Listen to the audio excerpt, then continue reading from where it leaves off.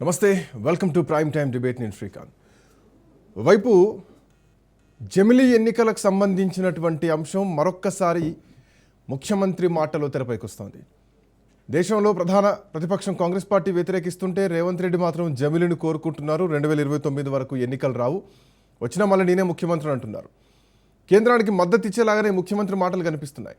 Delimitation, మహిళా reservation bill ఇప్పుడున్నటువంటి పరిస్థితుల్లో జాతీయ స్థాయిలో ఈ అంశాలు, ఈ పరిణామాలు జరుగుతున్నటువంటి టైంలో రేవంత్ రెడ్డి తనదైనటువంటి స్టైల్లో స్పందించారు.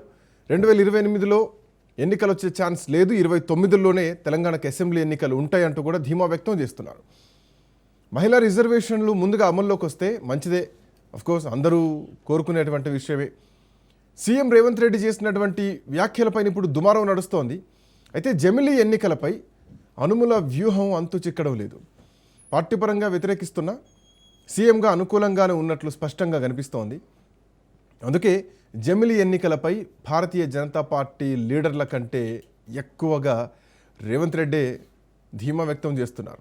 పదే పదే ఆయన చేస్తున్నటువంటి కామెంట్లు పొలిటికల్ సర్కిల్స్లో టాక్ ఆఫ్ ది టౌన్గా మారిపోయాయి. ఢిల్లీ రాజకీయాల్లో కూడా కొంత కన్ఫ్యూజన్ స్టేట్ మిగులుతోంది. మాట్లాడదాం. జమిలీ వస్తాయి అన్నది దేశం అంతా మాట్లాడుతున్నారు. అండ్ మోస్ట్ ఆఫ్ ది రాష్ట్రాలు అంగీకరిస్తాయి, ఎందుకంటే ఎన్డీఏ పాలిత రాష్ట్రాలు ఉన్నాయి, భారతీయ జనతా పార్టీ అధికారంలో ఉన్నటువంటి రాష్ట్రాలు ఉన్నాయి. అటు జేడీయూ కూటమితో ఉన్నటువంటి ఎన్డీఏ అలయన్స్తో కానీ, ఇటు తెలుగుదేశం పార్టీ లాంటి అలయన్స్లో ఉన్నటువంటి పార్టీలు ఒప్పుకుంటే 14 రాష్ట్రాల ఆమోదం ఉంటే కనుక అది పెద్ద కష్టమేం కాదు. బీజేపీ ఇప్పటికే దాని మిత్రపక్షాలకు 12 రాష్ట్రాల్లో ప్రభుత్వాలు ఉన్నాయి. ఒడిశా, ఆంధ్రప్రదేశ్ లాంటి 2-3 రాష్ట్రాలు కూడా రావడానికి సిద్ధంగానే ఉన్నాయి. సో ఇట్లా నేపథ్యంలో రాబోయేటువంటి ఎన్నికల పరిస్థితి ఏమిటి? అండ్ తెలంగాణలో ముఖ్యమంత్రి రేవంత్ రెడ్డి జమిలీ పైన ఇంత ధీమా వ్యక్తం చేస్తున్నారు అంటే ఎట్లాంటి పరిణామాలు ఉండబోతున్నాయి? మాట్లాడదాం. స్టేట్కు సెంట్రల్కి కాంగ్రెస్ పార్టీలో ఉన్నటువంటి తేడా ఏంటి?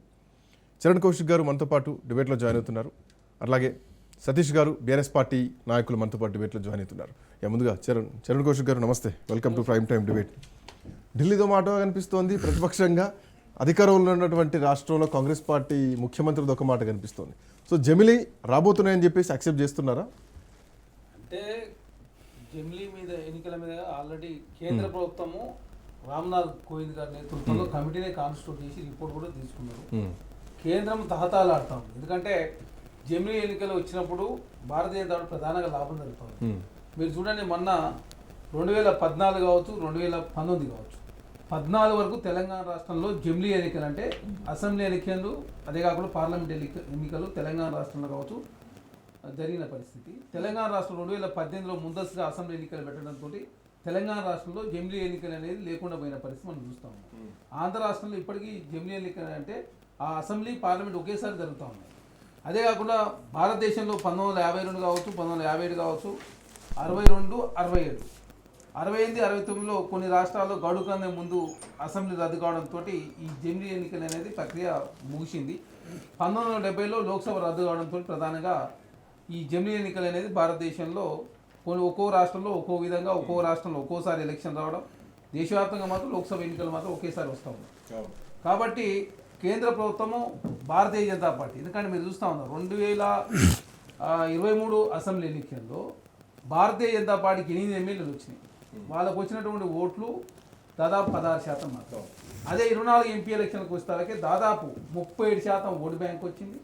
8 ఎంపీలు, 4 ఉన్నటువంటి భారతీయ జనతా పార్టీ ఎంపీలు 8. అదే 2018లో ఓన్లీ గెలిచింది రాజాసింగ్ గారు మాత్రమే, కానీ 19కి వచ్చేసరికి 4 ఎంపీలు గెలిచారు.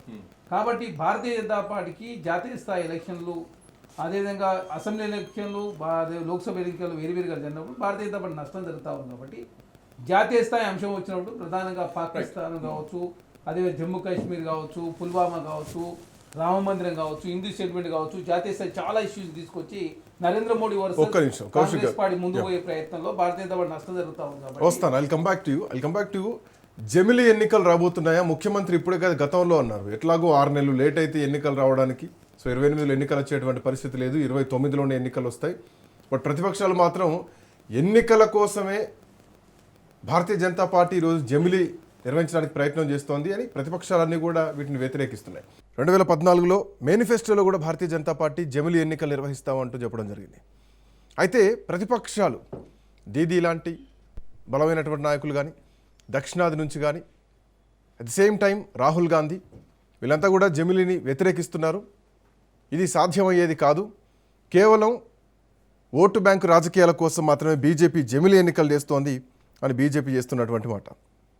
స్వాతంత్రం వచ్చిన తర్వాత మొదట ఒకేసారి ఎన్నికలు జరిగినాయి. ఆ తర్వాత 1957, 1962, 1967లో లోక్సభ, విధానసభ ఎన్నికలు ఒకేసారి జరిగినాయి. ఆ తర్వాత రాను రాను రాష్ట్రంలో ఉన్నటువంటి అనిశ్చితి కానీ, రాజకీయ పరిణామాలు కానీ, వాటి వల్ల ప్రభుత్వాలు పడిపోవడాలు, లేదంటే కొత్త ప్రభుత్వాలు రావడాలు, జమిలీ వస్తే ఒకవేళ రానున్నటువంటి రోజుల్లో తమిళనాడు ఎన్నికలు ఉన్నాయి, అటు కేరళ ఎన్నికలు రాబోతున్నాయి, పశ్చిమ బెంగాల్ ఎన్నికలు ఉన్నాయి, మొత్తం దరిదాపు 5-6 రాష్ట్రాల్లో ఎన్నికలు రాబోతున్నాయి. సో ఈ ఎన్నికల తర్వాత అంటే ఒకవేళ జమిలీ వస్తే కనుక ఆ 2 ఏళ్ల పరిస్థితి ఏమిటి? రాష్ట్రపతి పాలన అనుకుంటుందా, లేదంటే కొత్త ప్రభుత్వం ఏర్పాటు అవుతుందా? చాలా క్వశ్చన్ మార్క్స్ ఉన్నాయి. అయితే ఏ అంశాలు అట్లా ఉంటాయి. ముఖ్యమంత్రి చెప్తున్నటువంటి మాటలు 2029 వరకు ఎన్నికలు రావంటే వచ్చేది జమిలీ ఎన్నికలే అని చెప్పేసి రాష్ట్ర ముఖ్యమంత్రి రేవంత్ రెడ్డి చాలా ఘంటాపదంగా ఉన్నారు. దీంట్లోనే బడేబాయ్ చోటేబాయ్ ఒకటేనా, రాహుల్ గాంధీని కాదని ఆయన నిర్ణయాన్ని ఈయనట్లా స్వాగతిస్తున్నారు అన్నటువంటి చర్చ ఒకటి నడుస్తోంది. అండ్ ఇందులో బీఆర్ఎస్ పార్టీ వర్షన్ కూడా ఒకసారి మాట్లాడదాం. కేసీఆర్ బయటికి రావట్లేదు, 2029 వరకు ఎన్నికలు లేవు. సో ఇక ఇవన్నీ ముందే కేసీఆర్కి అర్థమైపోయి ఇప్పుడు రావడం ఎందుకులే, అప్పుడు వరకు చూద్దాంలే, ఈలోపు వీళ్ళు ఏం చేస్తారో చూద్దాం అన్నటువంటి ధోరణిలోనే కేసీఆర్ ఈరోజు బయటికి రాలేకపోతున్నారా, రావట్లేదా? ఇప్పుడు కేసీఆర్ తెలంగాణ రాష్ట్రాన్ని తీసుకొచ్చిన గొప్ప వ్యక్తి. కేసీఆర్ గారు ఈ రాష్ట్రం, తెలంగాణ రాష్ట్రం, ఈ ప్రాంతం, ఈ నిధులు, ఈ నీళ్లు, ఇక్కడ ఉన్న పరిస్థితులు, ఎక్కడ ప్రాజెక్టులు కట్టాలి, ఎక్కడ పెట్టుబడులు తీసుకురావాలనే వ్యవస్థ చాలా క్లియర్గా తెలిసిన వ్యక్తి.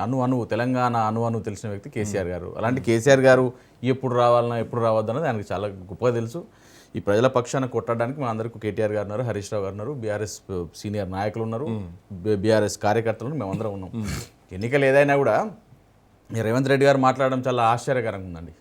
ఎన్నికలు సరే, జమిలీ ఎన్నికలు అయితే, ఇంకో ఎన్నికలు అయితే, ఏదైనా కూడా ప్రజలకు మీరు చెప్పిన పథకాలు కానీ అభివృద్ధి పదంలో తెలంగాణ రాష్ట్రాన్ని ముందుకు తీసుకె ప్రయత్నం చేయాలి తప్ప వేరే లేదు. నేను ఇంకా 10 ఏళ్ళు 20 ఏళ్ళు నేనే ముఖ్యమంత్రి ఉన్నాను పగటి కళలు కనడం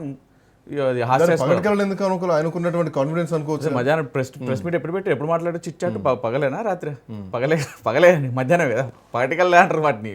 అప్పుడే రేవంత్ రెడ్డి గారు ఢిల్లీ వెళ్ళారు కదా, ఢిల్లీలో కోసం పడుకొని అప్పుడే కళ్ళు వచ్చినట్టు మళ్ళీ నేను 10 ఏళ్ళు మళ్ళీ ముఖ్యమంత్రి అని చెప్పేసి బయటకు వచ్చి జమిలీ ఎలక్షన్స్ వస్తాయి, అవి వస్తాయి, ఇవి వస్తాయి, నేను 10 ఏళ్ళు ముఖ్యమంత్రి అని చెప్పేసి ఇలా అసెంబ్లీలో ఏం నడుస్తుందండి? అసెంబ్లీలో ఇలా 4 కోట్ల మంది ప్రజలు చూస్తూ ఉన్నారు. ఏం నడుస్తూ ఉంది? సరుకు లేదు, సంగతి లేదు, సబ్జెక్ట్ లేదు, ఆబ్జెక్ట్ లేదు, శుష్క ప్రియాలు, శూన్యహస్తాలు, అంతా ఉత్తే డబ్బా కదా, బబ్రాజమానం భజగోవిందం, ఇంతకు మించి ఏం లేదు. కేసీఆర్ గారు చెప్పింది ఇంతకు మించి ఏం లేదు. కేసీఆర్ గారు చాలా చెప్పారు, మోసపోతే గోసపడతామన్నారు అప్పట్లో, ప్రతి సభలో చెప్పారు మోసపోతే ఇవాళ ఏమైంది, రాష్ట్రపతిలో మోసపోయారు, గోసపడుతురు కదా. ఇట్లా చాలా రకాలుగా మరి కేసీఆర్ గారు చెప్పినాయి ఈరోజు జరుగుతూ ఉన్నాయి. కేసీఆర్ గారు రాష్ట్ర ప్రయోజనాల కోసం ఆలోచించిన వ్యక్తి. కేసీఆర్ గారు ఎప్పుడు కూడా తన సొంత లాభం కోసం ఆలోచించండి. తెలంగాణ ప్రయోజనాలు, తెలంగాణ వస్తేనే మనం బాగుపడతాం, మన ఉద్యోగాలు, మన నిధులు, మన నీళ్లు, మన హక్కుల కోసం మనం పోరాడిండు. ఇలా తెలంగాణ బిడ్డలమని గర్వంగా మన తెలంగాణ యాస కానీ, భాష కానీ, మన సంస్కృతి, మన పండుగలు, మన కళలు ఇలా విశ్వపీఠం మీద ఉన్నాయంటే కారణం కేవలం కేసీఆర్ గారు మాత్రమే. అంతే తప్పేం లేదు. ఇంకోటండి, ఇలా ఎంత అధ్వానమైన పరిస్థితులు అసెంబ్లీ నడుస్తుందండి. ఈ కాంగ్రెస్ నాయకులు గతంలో ఓట్ల కోసం పోయినప్పుడు చేయి చూపించారండి. ఇట్లా ఇలా మక్కలు కొనురా నాయన అని చెప్పేసి కాంగ్రెస్ నాయకుల్ని కాంగ్రెస్ ప్రజలు నడితే మొండి చేయి చూపుతారు. అప్పుడేమో చేయి చూపించారు, ఇప్పుడేమో మొండి చేయి చూపిస్తూ ఉన్నారు. అలాంటి పరిస్థితుల్లో వీళ్ళు ఇలా మక్కలు పాపం వాళ్ళందరూ కూడా కానీ కష్టపడి వీళ్ళు ఎట్లా రైతు బంధు వేయలేదు, రైతు భరోసా వేయలేదు, వీళ్ళు ఏమి ఇయ్యరు, ఏం చేయరు, ప్రభుత్వం సున్నా, వీళ్ళకు విలువ లేదు, ప్రభుత్వానికి ఉన్నది సున్నా. కానీ వాళ్ళు కష్టపడి అప్పో చేసి ఇంత బంగారం కుదబెట్టుకొని ఇంత పంట వేసుకొని మక్కలు వండిస్తే ఇలా దళారులు 2500 క్వింటాలు ఉంది, దళారుల చేతిలో పడి 600 క్వింటాల చొప్పున వాళ్ళు అమ్ముకునే పరిస్థితి వస్తూ ఉంది. ఆ ఉన్న మక్కలు కూడా రోడ్డు మీద వేస్తే వర్షంలో దడిచి నీళ్ళలో కొట్టుకపోతున్నాయి, కొనేటోడు కూడా కొనే పరిస్థితి లేదు. ఇలా మరి వారద్దు, వీళ్ళ తుమ్మల ఈశ్వర్ ఏమంటారు, వీళ్ళ వ్యవసాయ శాఖ మంత్రి, వీళ్ళ ముఖ్యమంత్రి గారు, వీళ్ళ ప్రభుత్వం ఏమంటుంది, వరే ఏనేయద్దు, వరేస్తే మేము కొనం, కేంద్ర ప్రభుత్వం కొన అంటుంది, మరి పైసలు లేవు, నీళ్ళు ఇచ్చే పరిస్థితి లేదు అని చెప్పి సొల్లు చెప్తా ఉన్నారు. మరి వరే లేదు, దానికి ఇలా మక్కలన్నా కొన్నారంటే మక్కలు కూడా కొన్ని పరిస్థితులు. సరే, అంశం అట్లా ఉంటే అది రెండు పార్టీల మధ్యలో జరుగుతున్నటువంటి యుద్ధ వాతావరణం. రెండు పార్టీల మధ్యలో యుద్ధం మీరు కాదండి. ప్రతిపక్షంగా ఉన్నారు కాబట్టి ప్రజల వాయిస్ వినిపిస్తున్నారు. అవును. బట్ నేనేమంటున్నా అంటే ఒక ముఖ్యమంత్రి హోదాలో ఉండి ఎన్నికలు రావు ఏం రావు అని చెప్పేసి సుప్రీంకోర్టు పరిధిలో ఉన్నటువంటి అంశాన్ని అసెంబ్లీలో మాట్లాడుతున్నారు. అందుకంటే ఎన్నికలు ఏం రావట్లేదు, స్పీకర్ డెసిషన్ మనకు కనిపించింది. ఇది సేమ్ టైం ఎన్నికలు ఇప్పట్లో లేనట్టే ఇంకో 6 నెలలు ఎక్కువ టైం పట్టుద్ది, 2029 వరకు ఎన్నికలు రావు, వచ్చినా నేనే ముఖ్యమంత్రిని అనేంత కాన్ఫిడెంట్గా ఎట్లా చెప్తున్నారు అన్నది ప్రశ్న. కాన్ఫిడెంట్గా ఎందుకు చెప్తున్నారంటే ఇప్పుడు ఆయన కాంగ్రెస్ పార్టీ ముఖ్యమంత్రి కాదండి, ఆయన టీడీపీ ప్లస్ బీజేపీ వీళ్ళందరితో కలుపుకున్న ఒక ముఖ్యమంత్రి. అండ్ ఇప్పుడు అసలు కాంగ్రెస్ వాళ్ళందరూ పంపిస్తున్నారు, మీరు గుర్తుపడి చూడండి. జీవన్ రెడ్డి గారు కానీ కొంతమంది ప్రముఖ అంటే ఎవరైతే మొదటి నుంచి కష్టపడ్డారో కాంగ్రెస్ పార్టీలో వాళ్ళందరినీ పంపిస్తారు. అసలు కాంగ్రెస్ వాళ్ళు ఇప్పుడు కొసరు కాంగ్రెస్ వాళ్ళు వచ్చి ఈ అసలు కాంగ్రెస్ వాళ్ళందరినీ సాగనంపుతారు. ఎందుకు? ఈ కాంగ్రెస్ పార్టీని మెల్లమెల్లగా టీడీపీగానో బీజేపీగానో తీసుకురావడానికి ఈ టర్న్ చేసే ఉద్దేశంగా వాళ్ళు కాంగ్రెస్ ఏదైతే ముఖ్యమంత్రి హోదాలో ఉండి కాంగ్రెస్ పార్టీలో ముఖ్యమంత్రి హోదాలో ఉండి టీడీపీని ఇంకొక పార్టీని ముందు తీసుకొచ్చే ప్రయత్నంలో భాగంగా రేవంత్ రెడ్డి గారు పనిచేస్తున్నారు తప్ప ఇప్పుడు ఇవాళ నేను చెప్తున్నా అండి, నేను పార్టీలకు అతీతంగా ఒక కార్యకర్తగా మాట్లాడుతూ ఉన్నా. ఇవాళ కాంగ్రెస్ పార్టీలో ఉన్న ఏ కార్యకర్త ఆనందంగా లేడు. ఇలా కాంగ్రెస్ కార్యకర్తలు ఎవరైతే అసలు కాంగ్రెస్ వాళ్ళు పాపం వాళ్ళు జెండా పట్టుకొని తిరిగి ఇక ప్రభుత్వం వస్తుంది ఇక ప్రభుత్వం వస్తుంది అని వెయిట్ చేసిన వారు కూడా ఇలా ఈ రేవంత్ రెడ్డి గారి ప్రభుత్వంలో ఆనందంగా లేరు. వాళ్ళందరూ కూడా మళ్ళీ ఇంకొక పార్టీ వైపు వాళ్ళ జీవన్ రెడ్డి గారు అయితే వాళ్ళ సీనియర్ నాయకుడు ఎట్లయితే జీవన్ రెడ్డి గారు అయితే వేరే పార్టీ వైపు చూస్తూ ఉన్నారో ఆ విధంగా నాయకులు కూడా వేరే పార్టీ వైపు చూస్తూ ఉన్నారు. వీళ్ళు చెప్పిన పథకాలు కూడా అండి ఇప్పటి వరకు చెప్పిన పథకాలు ఏవి కూడా అమలులోకి వచ్చిన సందర్భాలు లేవు. ఇక ఫ్రీ బస్ అని అదోనో ఇదోనో కొంత పెడుతున్నారు తప్ప ఆ బస్సు కూడా ఇలా ఆర్టీసీ వాళ్ళు సమేద్దామని. జనరల్గా వెంకటరెడ్డి గారు నమస్తే, గుడ్ ఈవినింగ్. నమస్తే, గుడ్ ఈవినింగ్ శ్రీకాంత్ గారు. వెరీ గుడ్ ఈవినింగ్ వెంకటరెడ్డి గారు. నోట్ల రద్దు జిఎస్టీ విషయంలో అమలు చేశారు, జిఎస్టీని మళ్ళీ తగ్గించేశారు. ఆ తర్వాత ఆర్టికల్ 370 రద్దు, అయోధ్య రామ మందిరం, ఇట్లా ఒకటినొకటి స్లాట్ అవుట్ చేసుకుంటూ వస్తున్నారు. జమిలీ ఎన్నికల విషయంలో కూడా రేపొద్దున డీలిమిటేషన్ జరిగితే సౌత్కు భారీ నష్టం జరిగేటువంటి అవకాశాలు ఉన్నాయి. సో ఉత్తరాది రాష్ట్రాల మద్దతుతోనే జమిలీ ఎన్నికలకు యాక్సెప్టెన్స్ తీసుకొచ్చేటువంటి పరిణామాలు కనిపిస్తున్నాయి.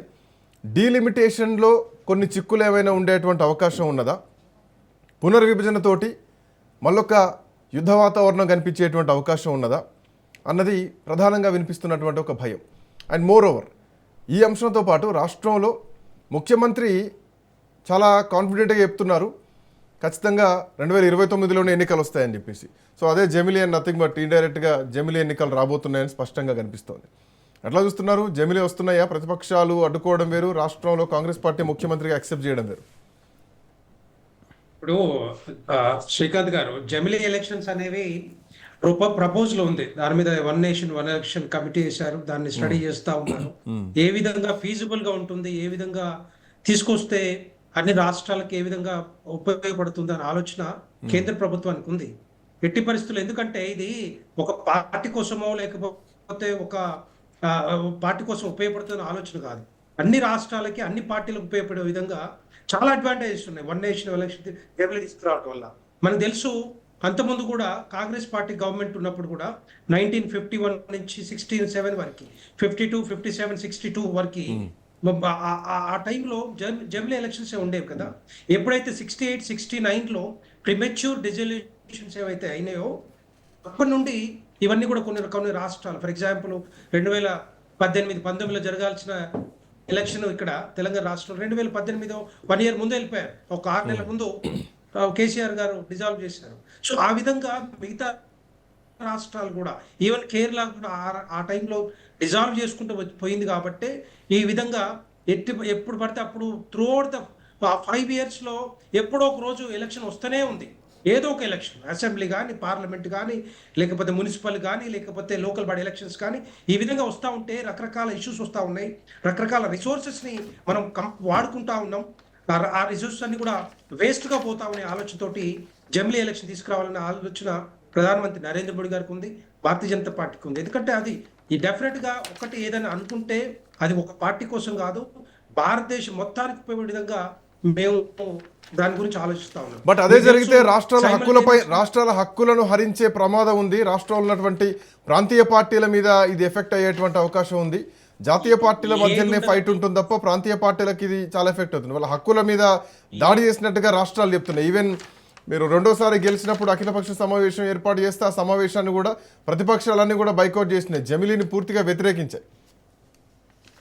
అవన్నీ కూడా రాజకీయ పార్టీలు మాట్లాడుతుంటాయి తప్పితే ఎక్కడ కూడా ఎవరికి కూడా ఏ పార్టీ మీద కూడా ఇంపాక్ట్ ఉండదు. నిజంగానే ఏ పార్టీ అయినా కూడా, ఏ ప్రభుత్వం అయినా కూడా ప్రజలకు నిజంగానే సేవలు చేస్తే ఏ రాష్ట్రంలో అయినా ఏ పార్టీ అయినా గెలవచ్చు, ఎప్పుడు వచ్చినా కూడా ఎన్నికలు. ఒకవేళ చెయ్యకపోతేనే కదా ప్రాబ్లం అంతా కూడా. ఈ తెలంగాణ రాష్ట్రం కానీ, లేకపోతే తమిళనాడు కానీ, కేరళ కానీ, మిగతా రాష్ట్రాలు కూడా. మేము దగ్గర 19 రాష్ట్రాల్లో భారతీయ జనతా పార్టీ అధికారంలో ఉంది, ఏది మిత్రపక్షాలతో కలుపుకొని. మరి అక్కడ కూడా ఇష్యూస్ ఉంటాయి కదా మిత్రపక్షాలతో కూడా. వాళ్ళు కూడా వాళ్ళ మీద కూడా ఇంపాక్ట్ ఉంటుంది కదా. అవన్నీ లేకుండా ఉండడానికే అన్ని రకాలుగా అన్ని పార్టీలకు ఉపయోగపడే విధంగా చేసే ఆలోచన ఉంటుంది. దీనివల్ల అడ్వాంటేజ్ చాలా ఉన్నాయి శ్రీకాంత్ గారు. ఒకటి, ఓటర్ ఫెటిగ్. ఎన్నిసార్లు సంవత్సరంలో ఒక 2-3 ఎన్నికలు వచ్చినప్పుడు ప్రతిసారి కూడా పోతుంటారు, ఓటు వేస్తూ ఉంటారు. తర్వాత రెండవది ఏంటంటే, ఒకటేసారి 5 సంవత్సరాలు ఒక్కసారి వచ్చినప్పుడు టర్న్అవుట్ కూడా చాలా పెద్ద ఎత్తున ఇంక్రీజ్ అవుతుంది. వచ్చే వాళ్ళు కూడా 70, ఇప్పుడు కొన్ని సెగ్మెంట్స్ లో 40-50% కూడా ఓటింగ్ పర్సెంటేజ్ రావట్లేదు. సో ఆ విషయంలో వచ్చినప్పుడు ఏమవుతుందంటే, once in a time, like America కానీ మిగతా దేశాల్లో వచ్చినప్పుడు ఉన్నప్పుడు, సో అట్లాగే ఇక్కడ కూడా 70 నుంచి 80-90% వచ్చే బట్ అవకాశం. మీరు అన్నది కరెక్టే. అఫ్ కోర్స్ కొన్ని దేశాలు, ఈవెన్ దక్షిణాఫ్రికా, స్వీడన్, బెల్జియం లాంటి దేశాల్లో జమిలీ ఎన్నికలు నడుస్తున్నాయి.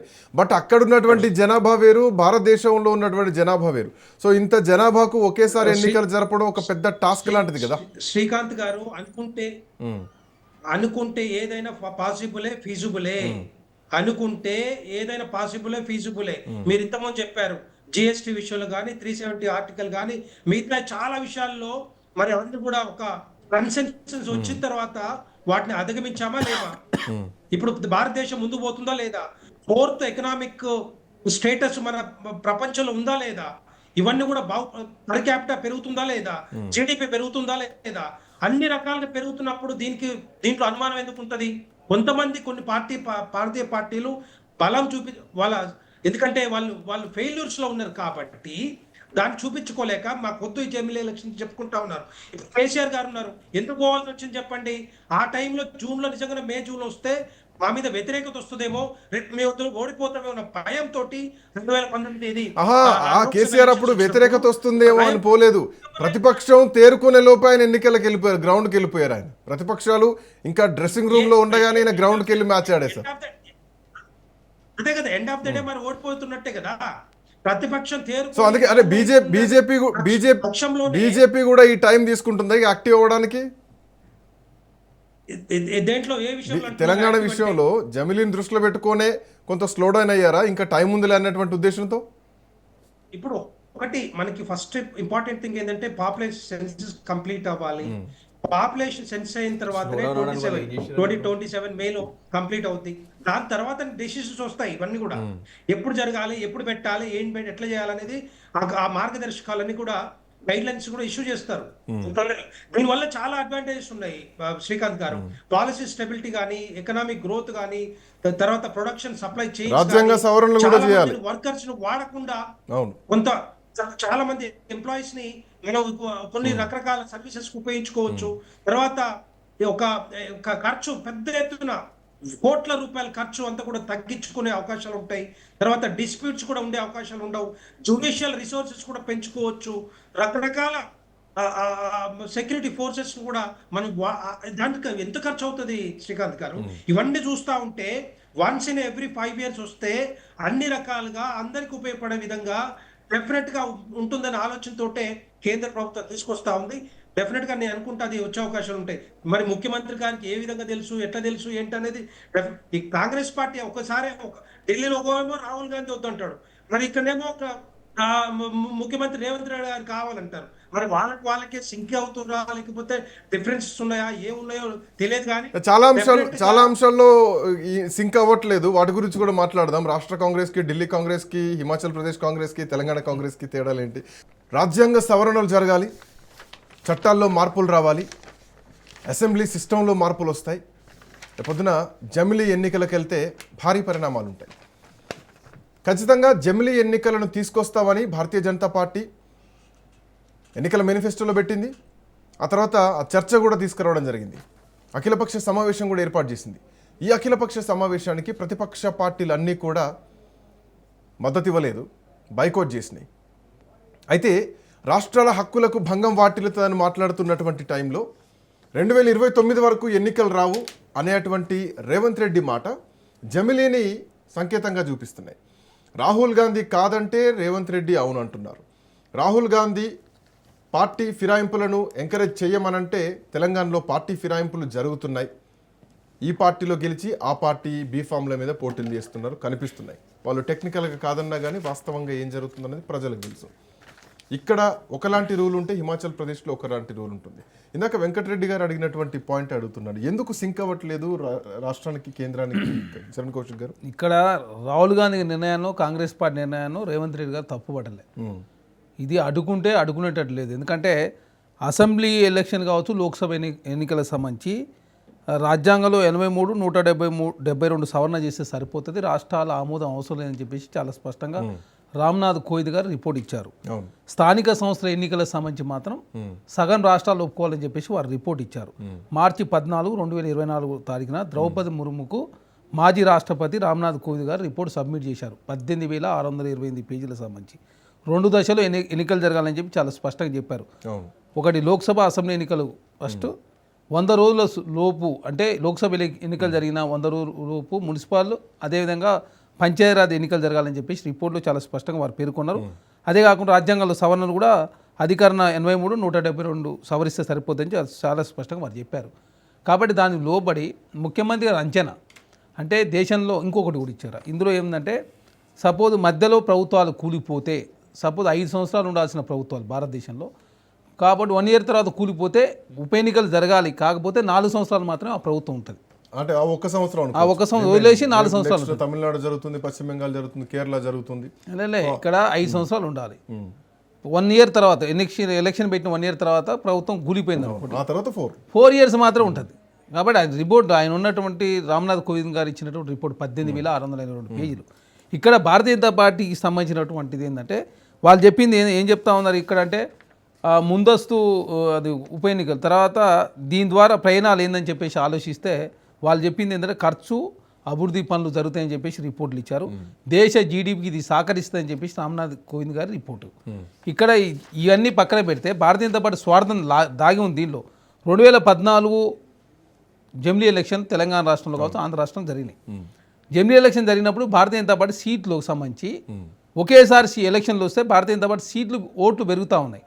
మీరు చూడండి, దాదాపు ఎంపీ ఎలక్షన్లప్పుడు దాదాపు 2014లో ఒక ఎంపీ తెలంగాణ రాష్ట్రం గెలిచారు, 5 ఎమ్మెల్యేలు గెలిచారు, 7.1% ఓట్లు వచ్చినాయి. 2018లో జరిగినటువంటి ఎమ్మెల్యే ఎలక్షన్లో భారతీయ జనతా పార్టీ ఒక్కటే ఎమ్మెల్యే గెలిచి 3.5% ఓట్లు వచ్చాయి. అదే 19లో జరిగిన ఎంపీ ఎలక్షన్లో 19.7% ఓట్లు వచ్చినాయి, 4 ఎంపీ సీట్లు గెలిచారు. ఒక సీట్ నుంచి 4 ఎంపీలు, ఓటు బ్యాంక్ 3.5 నుంచి 19.7%. అంటే లోక్సభ ఎలక్షన్లప్పుడు భారతీయ జనతా పార్టీ జాతీయ స్థాయిలో సెంటిమెంట్ రెచ్చగొట్టే కావచ్చు, పాకిస్తానో, పుల్వామో, లేకపోతే బాలాకోటో, రామ మందిరమో, లేకపోతే కేరళనో, కాశ్మీర్ స్టోరో, లేకపోతే ఏదో ఒక సెంటిమెంట్ ఆ సందర్భంగా తీసుకొచ్చే ప్రయత్నం, రాహుల్ గాంధీని డిమోరల్ చేసే ప్రయత్నంలో నరేంద్ర మోడీ గారు సక్సెస్ అవుతా ఉన్నారు. కాబట్టి అది లాభం జరుగుతుంది భారతీయ జనతా పార్టీ అన్ని రాష్ట్రాల్లో చెప్పి భారతీయ జనతా పార్టీ ఒక నమ్మకంతో దేశంలో జమిలీ ఎలక్షన్ తీసుకొచ్చే ప్రయత్నం జరుగుతుంది. అదే కాకుండా మీరు చూడండి 2023లో కూడా ఎమ్మెల్యే ఎలక్షన్లో 14% ఓట్లు వచ్చి 8 ఎమ్మెల్యేలు గెలిచారు. ఎంపీ ఎలక్షన్లకు వస్తే 8 ఎంపీలు 35.4% ఓట్లు వచ్చినాయి భారతీయ జనతా పార్టీకి. అంటే ఎంపీ ఎలక్షన్లో అత్యధికంగా ఓట్లు వస్తూ ఉన్నాయి. కాబట్టి ఎంపీ ఎమ్మెల్యే ఒకేసారి జరిగితే 2014లో 5 ఎమ్మెల్యేలు, 1 ఎంపీ వచ్చింది. 18లో జరిగినప్పుడు ఒకటే ఎమ్మెల్యే వచ్చి, తర్వాత 19లో జరిగినప్పుడు 4 ఎంపీలు వచ్చినాయి. కాబట్టి 2 ఒకేసారి జరిగితే లాభం జరుగుతూ ఉందని చెప్పి భారతీయ జనతా పార్టీ రాజకీయ లబ్ధి కోసం మాత్రమే భారతదేశంలో జమిలీ ఎలక్షన్ తీసుకొచ్చే ప్రయత్నం జరుగుతూ ఉంది. దానిలో భాగంగా కాంగ్రెస్ పార్టీ దాన్ని వ్యతిరేకిస్తూ ఉంది, ఇండియా కూటమి వ్యతిరేకిస్తూ ఉంది, రేవంత్ రెడ్డి గారు వ్యతిరేకిస్తాం, మేమంతా కాకపోతే జమిలీ ఎలక్షన్లు వస్తున్నాయని చెప్పేసి తనకున్నటువంటి నమ్మకం, నా నమ్మకాన్ని చెప్పే ప్రయత్నంలో భాగంగా వారు చెప్తున్నారు, తనకు వచ్చినట్టు అభిప్రాయం చెప్తా ఉన్నారు.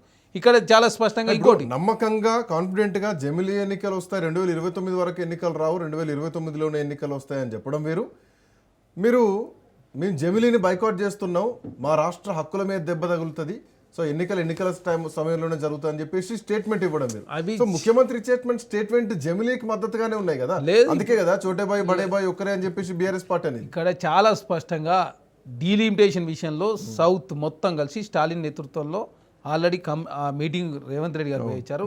మీరు ర్యాండమ్గా 20% పెంచండి, మీరు జనాభా ప్రాతిపాదికన పెంచితే సౌత్ ఇండియాకు ప్రధానంగా నష్టం జరుగుతుంది. నార్త్ ఇండియాలో కుటుంబ నియంత్రణ జరగలేదు, సౌత్ ఇండియాలో జరిగింది.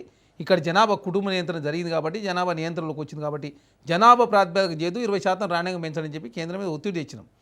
ఇక్కడ అదేవిధంగా జమిలీ ఎలక్షన్లప్పుడు కూడా తెలంగాణ రాష్ట్రంలో కాంగ్రెస్ పార్టీ కావచ్చు, రేవంత్ రెడ్డి అందరూ వ్యతిరేకించారు. కాకపోతే తనకున్నటువంటి అంచనా మాత్రమే ఖచ్చితంగా దేశంలో జమిలీ ఎలక్షన్లు వస్తూ ఉన్నాయి కాబట్టి ఆ సంకేతాలు కనబడతా ఉన్నాయి కాబట్టి ముఖ్యమంత్రి రేవంత్ రెడ్డి గారు ఆ మాట మాట్లాడారు. ఒకటి రేవంత్ రెడ్డి అంటున్నారు ఆ పార్టీలో నలుగురే మిగులుతారు, పోటీ అనేది లేదు.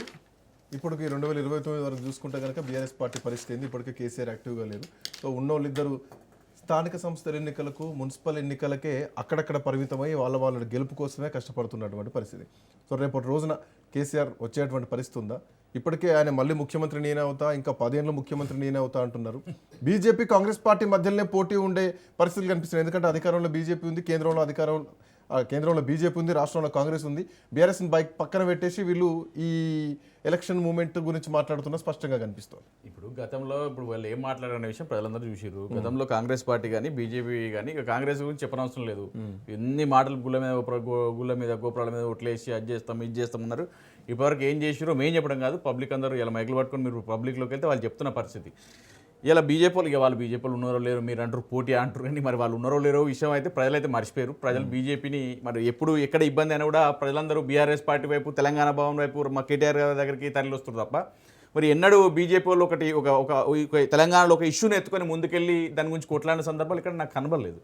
ఇక వాళ్ళ స్వలాభాల కోసం ఇంకేదన్నా గుళ్ళనో ఇంకోదన్నో అడ్డు పెట్టుకొని వాళ్ళు కులాలని మతాలను అడ్డు పెట్టుకొని రాజకీయాలు చేయడం ఇది వాళ్ళ పర్సనల్ విషయం. అప్పటికి వాళ్ళ స్ట్రాటజీ వాళ్ళు మారుస్తారు. సో బీసీ నాయకుడిని అధ్యక్షుని చేస్తారు కావచ్చు, ఎలక్షన్ మిషన్ లాగా పోతుంది కాబట్టి ఎలక్షన్ టైంలోనే బీసీల గురించి మాట్లాడడం ఇప్పుడు ఇదంతా ప్రజలందరూ కూడా చూస్తారు. ఎగ్జాంపుల్ ఇవాళ చూస్తాను మనం అసెంబ్లీలో వీళ్ళ కోమటిరెడ్డి వెంకటరెడ్డి గారే మరి జగ్గారెడ్డి గారు వస్తే నెక్స్ట్ ఎలక్షన్లో 100 సీట్లు వస్తాయి అంటే దానికి అర్థం ఏంది? పీసీసీ అధ్యక్షుడు అయితే అంటే ఉన్న బీసీ మహేష్ కుమార్ గౌడ్ గారు ఉత్తిదే కథ, ఈయనతో అయ్యేది లేదు సచ్చేది లేదు, ఈయన ఉంటే ఒకటి గెలవడు అన్నట్టే కదా, అంటే బీసీలను అవమానించినట్టే కదా.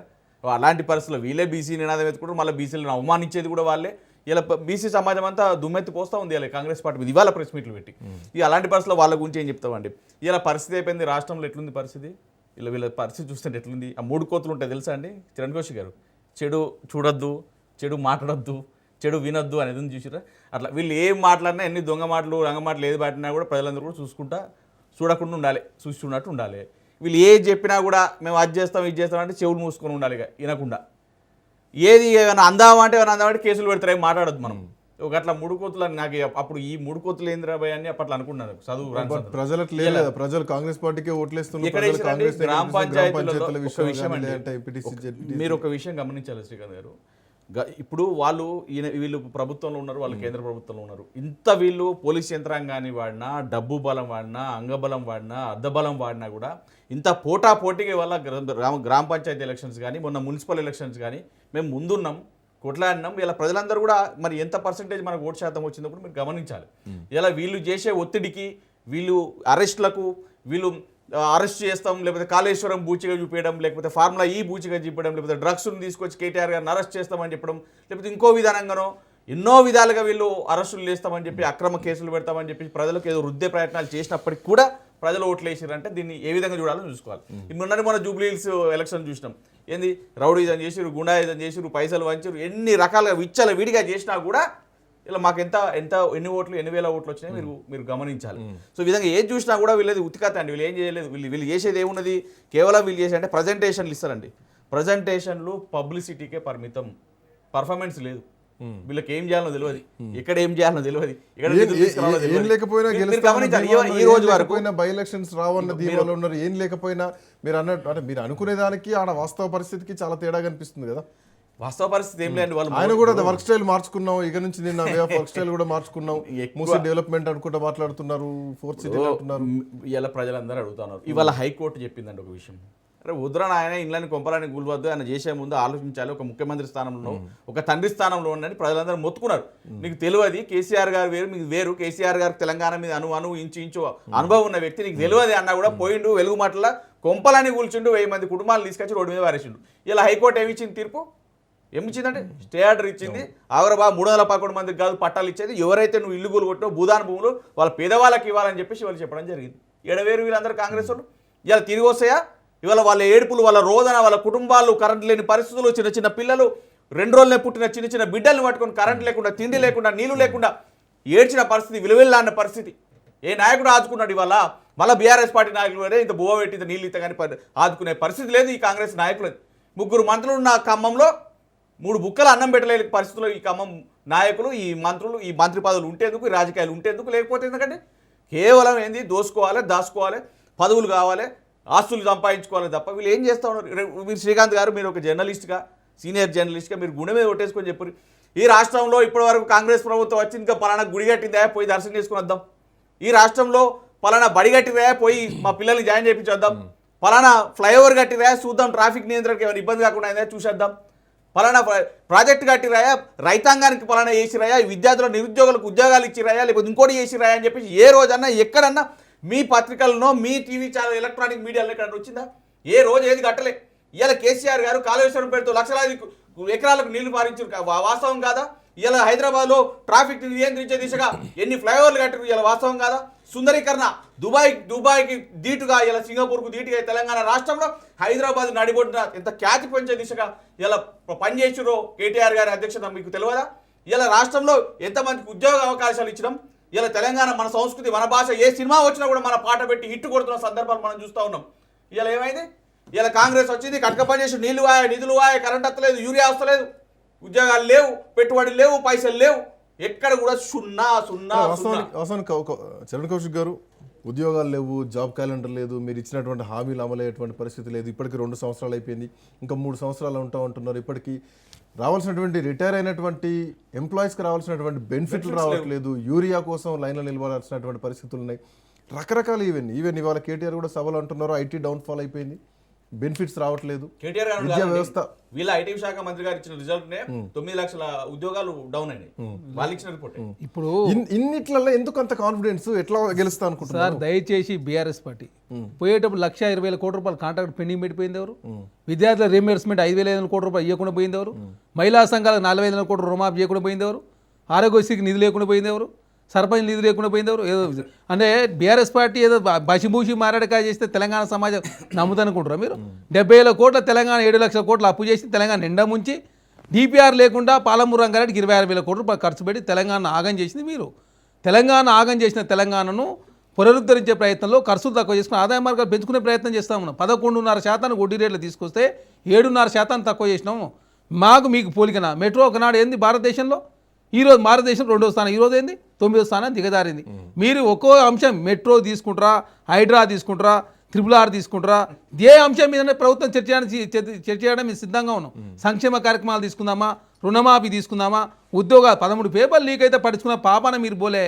మీరు ఉద్యోగుల గురించి మాట్లాడితే నవ్వుకుంటారు. అరే 13 పేపర్లు లీక్ అయింది సార్, అదే చెప్తా ఉన్నాం. 21,000 కోట్లు సార్, దయచేసి 21,000 కోట్లు రుణమాఫీ చేసినాం. మీరు వడ్డీ మాత్రమే మాఫీ చేశారు. 7 లక్షలు డెవలప్మెంట్ ఇస్తాను, మీరు ఇచ్చింది 70,000 మాత్రమే. 14 లక్షలు పోడు పంచనే పంపలే. దాగదు సార్, ప్లీజ్ మధ్య రావద్దు, ఇక మీరు రావద్దు. అరే ఆప్ సార్ ప్లీజ్, అరే ఆప్ సార్ నువ్వు ఆగలే, నాకు మాట్లాడు. అరే ఆప్ సార్ ప్లీజ్, దయచేసి ఇదే వచ్చింది. అరే ఆప్ సార్ ప్లీజ్, నువ్వు ఆపాల నువ్వు. అరే కాబట్టి నాకు అర్థం కాదు. అరే అరే నాకు అర్థం కాదు. అరే చిన్న ప్రశ్న నేను అడగలేనా? అరే నాకు అర్థం కాదు. చిన్న ప్రశ్న, మీరు కాంగ్రెస్ నాయకులు, మీ దగ్గర అంత సత్తా ఉంటే, మీరు నిజంగానే పనిచేసి ఉంటే, 57,000 కోట్ల రూపాయలు మీరు నిజంగానే వడ్డీ లేని రుణాలు ఇచ్చి ఉంటే చూపించండి, నేను రాజీనామాకు సిద్ధం అని చెప్పేసి ఇవాళ కేటీఆర్ గారు. మరి ఎందుకు స్వీకరిస్తలేరు? అంటే మీరు చెప్పింది అబద్ధం అని డిసైడ్ అయ్యారా? మీకు పదవులే కావాలా? చెప్పండి. మీరు ఇది వచ్చింది 23, 24 ఒకటి కాదు. మేము అంకెలతో సహా చెప్పడానికి ప్రభుత్వం సిద్ధం. 57,000 కోట్ల రూపాయలు వడ్డీ లేని రుణాలు ఇచ్చినాం. 4,500 కోట్ల రూపాయలు వడ్డీ మాఫీ చేయకుండా పోయినా మీరు మాట్లాడితే తెలంగాణ సమాజం నవ్వుకుంటారు. అరే డ్రగ్ టెస్ట్ చేసుకుంటా అని చెప్పి మొన్ననే చెప్పినావు చిలక పలుకులు. నిన్నేమైంది డ్రగ్ టెస్ట్ చేసుకుంటానికి మీరు ముందుకు రావట్లే. ఎన్ని రోజులు 4 రోజుల తర్వాత పైలట్ రోజు మీరు ఆగండి ప్లీజ్, మధ్యలో రావద్దు బ్రదర్. మీరు నాకు మధ్యలో రావద్దు. మీరు మాట్లాడి నేను రాలే కదా, నాకు అర్థం కాకడతా ఒకసారి ఏమన్నా అయితే నేను ఎమ్మెల్యేలే, నేను ఎమ్మెల్యేది. మీ టైం మీరు నా టైం నేను మాట్లాడుతున్నా కదా. ఇక్కడ చాలా మీ అంశం మీరే సబ్జెక్ట్ డిసైడ్ చేసుకోండి. విద్య, వైద్యం, సేద్యం అంశం మీద మీరు వచ్చిందా ఒక్క యూనివర్సిటీ వచ్చిందండి పాలమూరు ఇప్పుడు సంబంధించి స్కిల్ యూనివర్సిటీ మాదే, స్పోర్ట్స్ యూనివర్సిటీ మాదే, వీరనారు సకల యూనివర్సిటీ మేము ఏర్పాటు చేసినాం, ఎడ్యుకేషన్ కమిషన్, రైతు కమిషన్, రుణమాఫీ, ఉద్యోగాలు ఒకట రెండు మీరు చూసిన ఇంకా 2 సంవత్సరాల తర్వాత ఇవన్నీ ఇంకా గ్రౌండ్ కాలే కదా. అరే గ్రౌండ్ ఎందుకు కాలేదు సార్? ఇప్పుడు స్కిల్ సార్, లక్ష వాళ్ళు వేసంటే చెప్పుకోవడానికో 30 అరే మెడికల్ కాలేజీలు ఉన్నాయి. ఏ మీరు మెడికల్ ఎన్ని చెప్పుకోవడానికి సంవత్సరాలు గ్రౌండ్ కాలే ఎన్ని సంవత్సరాలు మీరై ఔటర్ రింగ్ రోడ్ మా ఔటర్ రింగ్ రోడే 7,000 కోట్ల రూపాయలు అపనంగా అమ్మితివి. మీరు వచ్చింది ఒకటి, మీరు అయితే నగరం సార్ ఉందా, శ్రీశైలం ఉందా, జూరాల ఉందా? మొన్న ఏం చెప్పింది సార్ కేంద్ర ప్రభుత్వము? దేశంలో అత్యంత ప్రమాదకరమైన డ్యామ్ మేడిగడ్డ తెలంగాణలో ఒకటి ఉన్నది, ఉత్తరప్రదేశ్లో ఒకటి, జార్ఖండ్లో 3 ప్రాజెక్టు చెప్పింది. మీరు మా ప్రభుత్వంతో పోలికే కేంద్ర ప్రభుత్వం చెప్పిందంటే మహిళల కోసం దేశంలో ఏ రాష్ట్రంలో చేయని విధంగా కాంగ్రెస్ ప్రభుత్వం చేస్తా అద్భుతమైన పథకాలు తీసుకొచ్చి దేశంలో కాంగ్రెస్ పార్టీ ముందుకు పోతుందని చెప్పి కేంద్రం ప్రశ్నిస్తే మీరు మాతో పోలికేనా? మీరు ఏ అంశమైనా మీ ప్రభుత్వం చర్చడానికి సిద్ధంగా, అదే ప్రతిపక్ష నాయకుడు అసెంబ్లీ రాకుండా తెలంగాణ నిండు అసెంబ్లీని అవమానపరుస్తుంది మీరు. ఈ దేశంలో జగన్మోహన్ రెడ్డి ఒకరు వీళ్ళు ఒకరు, మీరు అసెంబ్లీకి ఎందుకు రారు మరి? మీకు అంత ధైర్యం ఉంది. మన అన్నారు ఏమన్నారు పాలమూరు రంగారెడ్డి గారు లేదు సార్, అదే చెప్తాం కృష్ణా జలాలు పాలమూరు రంగారెడ్డి ఏమన్నా కేసీఆర్ గారు మీ ఆయనలో అన్యాయం జరిగింది మేము చర్చ చేయడానికి సిద్ధంగా ఉన్నాం అని చెప్పారు. రండి సార్ అంటే మా పిల్లలు చూసుకుంటారు, పిల్లలు బారిపోయారు, తండ్రి బారిపోయాడు. కాలమూరు రంగారెడ్డి సంబంధించి గోదావరి జలాలు ఎవరు అన్యాయం జరిగింది, పట్టిసీమ ఎప్పుడు వచ్చింది, పోతిరెడ్డిపాడు ఒక్కప్పుడు పెరిగింది, కృష్ణా జలాలు కావచ్చు, గోదావరి జలాలు తెలంగాణ రాష్ట్రానికి అన్యాయం జరిగింది, అన్ని మేము ప్రభుత్వం చర్చడానికి సిద్ధంగా ఉన్నాం కదా. ఈ రోజు విద్యుత్ సంస్థలు ఎందుకు దివాలా తీసినాయి? ఈ రోజు మనం ఎంప్లాయీస్ రిటైర్మెంట్ అయితే వాళ్ళ బెనిఫిట్స్ ఎందుకు ఇలా పరిస్థితిలో వచ్చినాం అన్నింటి మేము ప్రభుత్వం చర్చడానికి సిద్ధంగా ఉన్నాం. రాష్ట్రాన్ని దివాలా తీపిచ్చి ఫామ్ హౌస్లో ప్రగతి భవన్లో కూర్చొని పరిపాలన కొనసాగించి తెలంగాణ రాష్ట్ర ఉద్యమంగా అవమానించి ఖజానా లేదు, తెలంగాణ రాష్ట్ర ఖజానా ఖాళీ మరి నువ్వు ఖాళీ చేయించింది కదా, అప్పులు పుట్టేటువంటి పరిస్థితి లేదు. వీటన్ని ఒప్పుకుంటున్నారు సార్. దయచేసి మేము అదే చెప్తాము, నిందిస్తున్నారు. దయచేసి మీరు అంతా దివాలా తీపిస్తే మేము మీరు మొదటి తారీఖు జీతాలు ఇచ్చే పరిస్థితి తీసుకుని 15వ తారీఖు జీతాలు ఇచ్చేది మొదటి తారీఖు ఒడ్లు కొనుగోలు చేస్తే ఎన్ని రోజులు పట్టిందో అందరు తెలుసు. ఇప్పుడు 45 గంటల పైసలు కొన్ని ఇస్తా ఉన్నారు. ఇప్పుడు బోనస్ ఇస్తా అన్ని ఉన్నారు. పేమెంట్లు ఉన్నప్పుడు రైతు భరోసా పెండింగ్ లోనే ఉన్నాయి, విద్యార్థుల రియంబర్స్ పెండింగ్ లోనే ఉన్నది, ఇటు రిటైర్మెంట్ అయినటువంటి ఎంప్లాయీస్ కి బెనిఫిట్స్ రాలేదు, ఇవన్నీ పెండింగ్ లో ఉన్నటువంటి రిటైర్మెంట్ అయిన టీచర్లు ఏమంటున్నారంటే నాతో అందాల పోటీలు ఎందుకు పెడుతున్నారు? సరే అందాల పోటీలు వేల కోట్లు పెట్టి మరి నువ్వు ఇవాంక ట్రంప్ తోడు నువ్వు ఇవాంక ట్రంప్ ఏం చేసినా మరి ఆగండి ఆగండి ప్లీజ్ మధ్యలో రావద్దు. ఏందా ఇది నాకు అర్థం కాదు. అరే నేను చెప్తా ఇవాంక ట్రంప్ ఆగండి రిటైర్ అయినటువంటి టీచర్లు అంటున్నారు. అదే సార్ నేను అదే చెప్తాను. 1,20,000 కోట్ల రూపాయలు పెండింగ్ పెట్టిపోయిన దుర్మార్గుడు ఎవడు, 7 లక్షల కోట్ల రూపాయలు అప్పు చేసినోడు ఎవడు, 11.5% ఆగండి సార్ ప్లీజ్, 11.5% అప్పులు తీసుకొచ్చినాడు ఎవడు? అరే సార్ ప్లీజ్ సార్ మీరు అద్దెలు రావద్దండి. ఏ ఆపే సార్ మీరు మధ్యలో అరే మళ్ళీ మాట్లాడుతావు, నీ మాట్లాడుతున్నా ఎంత ఓపిక లేకపోతే రావద్దా డిబేట్ ఆపు జరిసేపు ఆపు. అరే నువ్వు మళ్ళీ మాట్లాడుతావు నాకు అర్థం కాదు. శ్రీకాంత్ గారు చెప్పాలి ఇట్లాంటి వాళ్ళు నాకు అర్థం కాదు. అరే ఆపు సార్, అరే నువ్వు మళ్ళీ మాట్లాడుతావు. నేను చెప్తూనే ఉన్నా నేను ఇవన్నీ చెప్పేది ఏమన్నా వేస్ట్ చెప్తున్నా ఏమన్నా? అరే నేను చెప్పింది ఇప్పుడు చెప్పేది ఏంది? ఏ అంశమైన సబ్జెక్ట్ మీరు డిసైడ్ చేసుకోండి. అరే రేవంత్ రెడ్డి గారు కాదండి మేము చెప్తాం సమాధానము, మీరేదో పెద్ద ఉద్ధరించిన మాట్లాడక. తెలంగాణ డ్రగ్స్ మయమైంది, గంజాయి మయమైంది, తెలంగాణ అప్లమయమైంది, ఆగమైంది. మీరు 5,000 ఇప్పుడు రియంబర్స్మెంట్ ఎంత ఉందని 8,000 కోట్లు ఉంది. మీరు పెట్టిపోయింది ఎంత 5,500 కోట్లు, మేము పెట్టింది 2,500 కోట్లే కదా. నువ్వు ఆరోగ్యశ్రీకి ఎన్ని నిధులు ఇచ్చిపోయినావు? మేము వచ్చిన 5 లక్షలు 10 లక్షలు చేసి 1,600 కోట్ల రూపాయలు మేమే చెల్లించినాం. సర్పంచ్లకు సంబంధించినటువంటి నిధులు మేము చెల్లించినాం. మీరు ఏంది ప్రొసీడింగ్ లేకుండా పనులు చేయించుకొని సర్పంచ్ నిధులు లేకుండా పోయింది మీరు.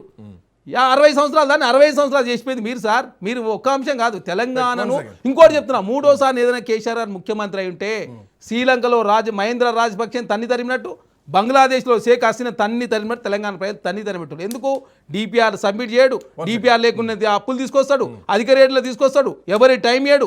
ఎడ్యుకేషన్ మీద మీరు రివ్యూ ఎన్నిసార్లు నిర్వహించారని మా ముఖ్యమంత్రి గారు 24 సార్లు రివ్యూ చేశారు. ఎక్కడ చేసినాం? అరే మరి ఎక్కడ చేసినా సార్ మీరు దయచేసి ఇదే చెప్తాం. ఎక్కడ సార్ ఎక్కడ చేసినాం మేము? అరే మొన్న ప్రెజెంటేషన్ చేసినాం కదా. మీరు దయచేసి తెలంగాణ సమాజాన్ని ఎవరు తప్పుదవ పట్టించదు. ఇప్పుడు డిపిఆర్లు వచ్చినాయి కాబట్టి ఆగండి. గ్లోబల్ ఎక్కడ చేసి సార్ గ్లోబల్ టెండర్లు పిలిచిన తర్వాత డిపిఆర్ల కోసం 3 కన్సార్టియం ఏర్పాటు చేసిన తర్వాతనే మొన్న మేము డిపిఆర్లకు సంబంధించి ఏం చేయబోతున్నాం, ఎన్ని గృహాలు పోతా ఉన్నాయి, ఎంత ఖర్చు అవుతా ఉంది, ఏ విధంగా ముందుకు పోతాం, phase 1 phase 2 phase 3 ఎక్కడ కలవబోతా ఉంది. గాంధీ సర్వర్ అరే గాంధీ సర్వర్కి 5,000 కోట్లని తెలంగాణ సమాజం తప్పుదారి పడిస్తారు. మొత్తం మూసి ఎస్ట్ బేస్దే 7,000 కోట్ల రూపాయలు, 6,500 నుంచి 7,000 కోట్ల రూపాయలు, దానికి 5,000 కోట్లని గాంధీ సర్వర్లో. అరే ఎవరన్నారు సార్ 1,20,000 కోట్ల రూపాయలు 5 సంవత్సరాల్లో హైదరాబాద్లో ఖర్చు పెట్టి ప్రపంచ నగరాలతో పోటీ పడే విధంగా హైదరాబాద్ తీసుకుపోతుందని చెప్తే మీరు తెలంగాణ సమాజం తప్పుదారి పడిచింది మీరు, మేము కాదు కదా. ఒక్క నిమిషం వెంకరెడ్డి గారు. సో ఒకవైపు అసెంబ్లీలో BRS versus Congress party, KTR versus మంత్రులు నడుస్తోంది, చర్చల్లో కూడా అదే నడుస్తోంది. భారతీయ జనతా పార్టీ ఎక్కడ స్లో అయింది? జమిలీ ఎన్నికలు వస్తున్నాయని చెప్పేసి మీరే మేనిఫెస్టోలో చెప్తారు, మీరే కమిటీలు పెడతారు, రాబోయేటి జమిలీ ఎన్నికలు అని చెప్పేసి దేశాన్ని ప్రిపేర్ చేస్తున్నారు. జమిలీ ఎన్నికలకు రాహుల్ గాంధీ వ్యతిరేకిస్తే రేవంత్ రెడ్డి దానికి పాజిటివ్గా మాట్లాడుతున్నారు. సో ఇందులో ఫైట్ రేపొద్దున బీజేపీ వర్సెస్ కాంగ్రెస్లా మారబోతోందా? ఈ బడేబాయ్ చోటేబాయ్ అంశాన్ని రేవంత్ రెడ్డి మాటల్లో ఇక్కడ చూడొచ్చా? ప్రతిపక్షంగా ఎవరు ఉండబోతున్నారు, పోటీ ఎవరి మధ్యలో ఉండబోతోంది? బీఆర్ఎస్ మన బీజేపీ గ్రాఫ్ పడిపోయింది వాస్తవానికి. గతంలో బండి సంజయ్ ఉన్నప్పుడున్నంత పరిస్థితి ఇప్పుడు లేదు. సో దీన్ని పెరగాలంటే ఇప్పుడు బీజేపీ ఏం చేయాలి? What next? డెఫినెట్ గా శ్రీకాంత్ గారు, ఇప్పుడు ఈ రాష్ట్రంలో ఇప్పుడు ఎవరు అధికారంలో ఉన్నారు? కాంగ్రెస్ ప్రభుత్వం పార్టీ అధికారంలో ఉంది. కాంగ్రెస్ పార్టీ అధికారంలో ఉంది కాబట్టి కాంగ్రెస్ పార్టీని ఓడించడానికి మేము శత విధాలుగా డెఫినెట్ గా ప్రయత్నం చేస్తాం, అధికారంలోకి వస్తాం. వీళ్ళకి తెలుసు, అంతకుముందు కూడా ఇట్లాగే తెలంగాణ రాష్ట్రంలో క్యాడర్ ఎక్కడుంది, కార్యకర్తలు ఎక్కడున్నారు, ఏ విధంగా గెలుస్తారు, ఎట్లా గెలుస్తారు అంటే గెలిచి చూపించడం. 8 ఎమ్మెల్యేలని 8 ఎంపీలని 30 ఎమ్మెల్సీలు గెలిపించుకొని చూపించినాం. ఇదే పార్టీ అన్నారు కదా, రకరకాలుగా చెప్పారు, కానీ అది మా సత్తా ఏందో చూపించినావు కదా. అదే విధంగా రేపొద్దున వచ్చే ఎన్నికల్లో డెఫినెట్ గా 2 పార్టీలు ఫెయిల్యూర్ అయినాయి. వీళ్ళు ఇచ్చిన హామీలు కానీ వాగ్దానాలు కానీ ఎక్కడ కూడా అమలు కాలేదు. బీఆర్ఎస్ పార్టీ ఇదే జరిగింది. లక్షల కోట్ల అప్పులు, ఏ ప్రాజెక్టు కట్టిన ప్రాజెక్టులు కూలిపోతున్నాయి, ఎవరు ఉపయోగపడకుండా పోతా ఉన్నాయి. ఈ కాంగ్రెస్ పార్టీలో కూడా గదే జరుగుతూ ఉంది. 6 గ్యారెంటీలు మిగతా 400 అంశాలు ఎక్కడ అమలు అవ్వట్లేదు. దానికోసం ఒక భయం వీళ్ళకి. ఎందుకంటే జమిలీ ఎలక్షన్ వద్దు, మనోళ్ళు చెప్తారు జమిలీ ఎలక్షన్స్ వద్దు. ఎందుకు నాకు అర్థం కాదు. మీరే రెచ్చగొట్టుకుంటూ మొన్న పార్లమెంట్ ఎలక్షన్స్ లో మీరు ఏం మాట్లాడారు? ఇంత వ్యతిరేకించే బీజేపీయే మూసీ నది ప్రక్షాళన విషయంలో, పేదల ఇండ్ల విషయంలో ఎందుకంత ఫైట్ చేయలేకపోతోంది? పాయింట్ నెంబర్ 1 అయితే భూసేకరణకు సంబంధించినటువంటి, రక్షణ శాఖకు సంబంధించినటువంటి భూములను కూడా బీజేపీ కేంద్రంలో ఉన్నటువంటి పార్టీయే ఇక్కడ కేటాయిస్తోంది భూములు. సో పేదల పక్షాన్ని ఎవరు ఆలోచిస్తున్నారు, ప్రజల పక్షాన్ని ఎవరు ఆలోచిస్తున్నారు? పేదల పక్షాన బీఆర్ఎస్ పార్టీ ఉంటే మీరు ప్రభుత్వానికి మద్దతుగానే ఉన్నారా? ఒకటి శ్రీకాంత్ గారు, తెలంగాణ డెవలప్మెంట్ కోసం భారతీయ జనతా పార్టీ ఎప్పుడు కూడా అడ్డుపడదు.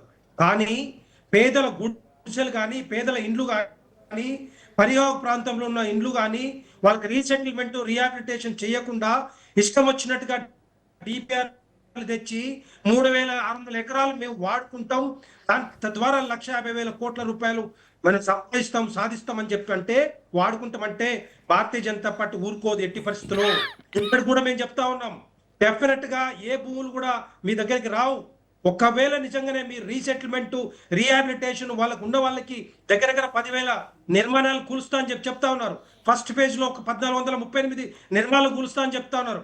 వాళ్ళకి రీసెటిల్మెంట్ లేకుండా, రీహాబిలిటేషన్ లేకుండా కూలిస్తే మేము అడ్డుపడతాం. మూసీలోనే మేము పడుకొని ఎట్టి పరిస్థితుల్లో వాళ్ళకి సపోర్ట్ గా మేము ఉంటాం. కాంగ్రెస్ పార్టీ ఏ విధంగా ముందుకు పోలేదు, దీనికి మాత్రం గ్యారంటీ. ఎందుకంటే మేము డెవలప్మెంట్ కోసం డెవలప్మెంట్ చేస్తామంటే, గ్రామ పంచాయతీ ఎన్నికల్లో పెద్దగా పర్ఫార్మెన్స్ చూపించలేకపోయారు. అంతమంది ఎమ్మెల్యేలను, ఎంపీలను గెలిచామని చెప్పేసి మీరు ఓటు పర్సంటేజ్ పెంచుకున్నామన్న తర్వాత జూబ్లీహిల్స్ లో ఉన్న ఓటు బ్యాంక్ కూడా కోల్పోయారు. డిపాజిట్లు కూడా రానటువంటి పరిస్థితిలో జూబ్లీహిల్స్కి వెళ్ళిపోయారు. మున్సిపల్ ఎన్నికల్లో అది కూడా బండి సంజయ్ క్రేజ్ తోటి, ఆయనకున్నటువంటి పట్టుదలతోటి ఒక్క పీఠాన్ని గెలుచుకున్నారు. సో ఇందులో బీజేపీ స్పీడ్ అంత ఈజీగా పెరిగే పరిస్థితి కావట్లేదు. మోరోవర్ ఒకరికొకరికి పడకపోవడం, అందరూ ఒకే ఘాటిని ఉండకపోవడం. ఇటు జూబ్లీహిల్స్లో ఎన్నికలైతే నిజామాబాద్ నుంచి సోషల్ మీడియాలో పనిచేయడం, బీజేపీలో ఒక బాండింగ్ మిస్ అవుతుంది కదా. 100% మీ అందరం కూడా ఒక్క తాటి మీదనే ఉన్నాం.